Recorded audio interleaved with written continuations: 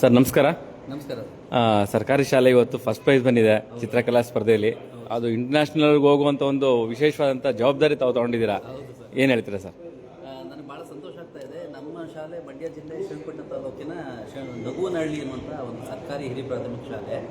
ಇಲ್ಲಿ ಮಕ್ಕಳನ್ನು ಒಂದಲ್ಲಿ ಇರುವಂಥ ಪ್ರತಿಭೆಯನ್ನು ನಾವು ಹೊರತರುವಂಥದ್ದು ನಮ್ಮ ಕರ್ತವ್ಯ. ಆ ರೀತಿ ಪ್ರಯತ್ನ ಮಾಡಿದಾಗ ಈಗ ಏನು 4ರಿಂದ 7ನೇ ತರಗತಿಯ ಎ ವಿಭಾಗದಲ್ಲಿ ಪ್ರಥಮ ಬಹುಮಾನ ನಿರೀಕ್ಷಾ ಅನ್ನುವಂಥ ಈ ಮಗು ತಗೊಂಡಿದ್ದಾಳೆ. ಅವಳು ಅವಾಗವಾಗ ಪ್ರಾಕ್ಟೀಸ್ ಮಾಡ್ತಿದ್ಳು. ನಮ್ಮಲ್ಲೂ ಕೂಡ ಅನೇಕ ಕಾಂಪಿಟೇಷನ್ಗಳಲ್ಲೆಲ್ಲರೂ ಕೂಡ ಬಹುಮಾನಗಳನ್ನು ತಗೊಂಡಿದ್ದು. ಇವತ್ತು ತುಂಬ ವಿಶೇಷ ಅಂತಂದರೆ ಇಂಥ ಒಂದು ಇಂಟರ್ನ್ಯಾಷನಲ್ ಲೆವೆಲಲ್ಲಿ ಹೋಗುವಂತಹ ಒಂದು ಪ್ರಶಸ್ತಿಯನ್ನು ನಮ್ಮ ಶಾಲೆಯ ಮಗು ತಗೊಂಡಿದ್ದಾರೆ ಅಂತ ಹೇಳಿದ್ರೆ ಭಾಳ ಸಂತೋಷ ಆಗುತ್ತೆ. ಅವಳಿಗೂ ಕೂಡ ನಾನು ಆಲ್ ದ ಬೆಸ್ಟ್ ಹೇಳ್ತೀನಿ. ಜೊತೆಗೆ ಆಯೋಜನೆ ಮಾಡಿದಂತಹ ನಮ್ಮ ಅಲಯನ್ಸ್ ಕ್ಲಬ್ನ ಎಲ್ಲರಿಗೂ ಕೂಡ ಪ್ರಥಮ ವರ್ಷ ಆದ್ರೂ ಸಮೇತ ಇನ್ನು ಮುಂದಕ್ಕೆ ಒಳ್ಳೊಳ್ಳೆ ಕಾರ್ಯಕ್ರಮಗಳಿಗೆ ಕರೆದು ಬರಲಿ. ನಮ್ಮ ಶಾಲೆಯಂಥ ಮಕ್ಕಳಿಗೆ ಸರ್ಕಾರಿ ಶಾಲೆಗಳಲ್ಲಿ ಓದ್ತಾ ಇರುವಂಥ ಮಕ್ಕಳಿಗೂ ಕೂಡ ಒಂದು ಈ ಥರದ ಒಂದು ಎನ್ಕರೇಜ್ಮೆಂಟು ಸಿಗಲಿ ಅಂತ ನಾನು ಬಯಸ್ತೀನಿ. ಮತ್ತು ಇದೇ ತರಹದ ಒಂದು ನಮ್ಮಲ್ಲೂ ಬೇರೆ ಬೇರೆ ಪ್ರತಿಭೆಗಳಿದ್ದಾವೆ ಅಂಥವೆಲ್ಲರಿಗೂ ಕೂಡ ನಾವು ಎನ್ಕರೇಜ್ ಮಾಡಬೇಕು ಅನ್ನುವಂಥದ್ದು ನಮ್ಮ ಕರ್ತವ್ಯ.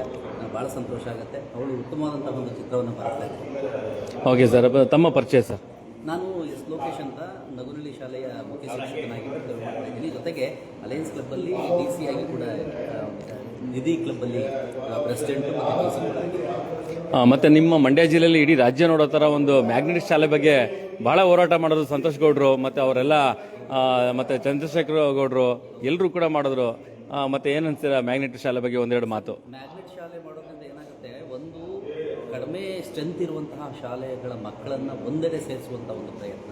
ಜೊತೆಗೆ ಅದಕ್ಕೆ ತಕ್ಕಂತೆ ಟ್ರಾನ್ಸ್ಪೋರ್ಟೇಷನ್ ಕೂಡ ಸರ್ಕಾರಿ ಬಸ್ಗಳ ಮೂಲಕನೇ ಮಾಡ್ತಾ ಇರುವಂಥದ್ದು ಒಂದು ಶ್ಲಾಘನೀಯ. ಯಾಕೆ ಅಂತ ಹೇಳಿದೆ ಅಂತಂದರೆ, ಒಂದು ಎಲ್ಲ ಮಕ್ಕಳನ್ನು ಕೂಡ ಮಾಸಾಗಿ ಕಲಿಯುವಂಥ ಅವಕಾಶ ಸಿಗುವಂಥದ್ದನ್ನೇ ಒಟ್ಟು ಹೆಚ್ಚು ಮಕ್ಕಳ ಸ್ಟ್ರೆಂತ್ ಇರೋದು. ಇತ್ತೀಚಿನ ದಿನಗಳಲ್ಲಿ ಬೇರೆ ಕಾರಣ ಯಾವುದೇ ಇರ್ಬೋದು, ಖಾಸಗೀಕರಣ ಇರ್ಬೋದು, ಖಾಸಗಿ ಶಾಲೆಗಳ ಒಂದು ಒತ್ತಡದಿಂದ ನಮ್ಮ ಶಾಲೆಗಳಲ್ಲಿ ಮಕ್ಕಳ ಸಂಖ್ಯೆ ಕಡಿಮೆ ಆಗಿರ್ಬೋದು.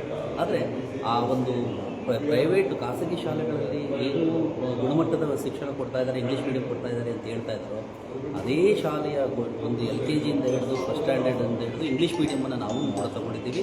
ಅದಕ್ಕೆ ಪಬ್ಲಿಕ್ ಶಾಲೆಗಳು ಅಂತ ಸರ್ಕಾರ ಕೊಡ್ತಾ ಇದೆ. ಅದ್ರ ಜೊತೆಗೆ ಮ್ಯಾಗ್ನೆಟ್ ಶಾಲೆ ಕೊಡ್ತಾ ಇರುವಂಥದ್ದು ಮಕ್ಕಳ ಒಂದು ಸ್ಟ್ರೆಂತನ್ನು ಇನ್ಕ್ರೀಸ್ ಮಾಡೋದಕ್ಕೆ ಅವಕಾಶ ಆಗುತ್ತೆ. ಆದರೆ ಮಾಡೋದನ್ನ ಉತ್ತಮವಾದಂಥ ವ್ಯವಸ್ಥೆಗಳು ಮಾಡಬೇಕು ಅಂತ ತಮ್ಮ ಅನಿಸಿಕೆ? ಹೌದು, ಅದರಿಂದ ಸರ್ಕಾರಕ್ಕೂ ಒಂದು ಉಳಿತಾಯವಾಗ್ತದೆ ಮತ್ತು ಮಕ್ಕಳ ಸ್ಟ್ರೆಂತ್ ಕೂಡ ಜಾಸ್ತಿ ಆದಂಗೆ.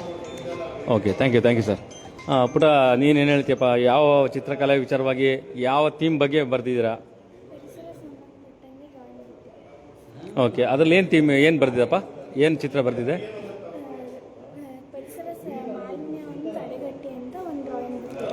ಅದರಲ್ಲಿ ಏನೇನು ಚಿತ್ರ ಇತ್ತು ಒಳಗಡೆ?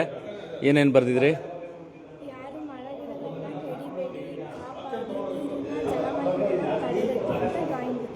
ಅದು ಡ್ರಾಯಿಂಗ್ ಬಿಟ್ಟಿರಿ. ಫಸ್ಟ್ ಪ್ರೈಸ್ ಬಂದಿದೆ. ಎಷ್ಟನೇ ಕ್ಲಾಸ್ ಪುಟ ನೀನು? 7th ಸೀರಿಯಾಲಿಟಿಯಲ್ಲಿ ಫಸ್ಟ್ ಪ್ರೈಸ್ ತೊಗೊಂಡಿದ್ದೀರ ನೀವು. ಯಾವ ಶಾಲೆ?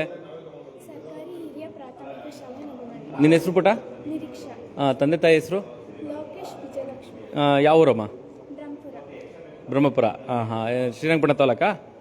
ಓಕೆ. ಹೆಂಗೆ ಅನಿಸ್ತು ಇವತ್ತು? ಎಲ್ಲ ಇಷ್ಟು ಜನ ಬಂದಿದ್ರು, ಸರಿಸುಮಾರು 450 ಜನ ಮಕ್ಕಳು ಬಂದಿದ್ರು. ಅದರಲ್ಲಿ ನಿನಗೆ ಫಸ್ಟ್ ಪ್ರೈಸ್ ಬರುತ್ತೆ.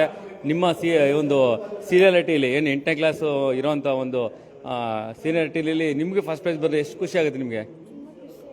ಹೌದಾ? ಓಕೆ. ನೋಡಿ, ನಿಮ್ಮ ಚಿತ್ರ ಇವತ್ತು ರಾಜ್ಯ ಮಟ್ಟಕ್ಕೆ ಮತ್ತು ಇಂಟರ್ನ್ಯಾಷನಲ್ ಮಟ್ಟಕ್ಕೆ ಕೂಡ ಹೋಗುತ್ತೆ.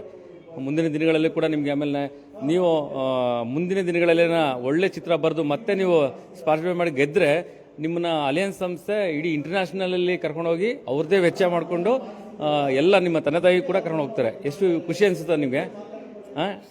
ತುಂಬ ಖುಷಿ ಆಯಿತು. Okay, thank you.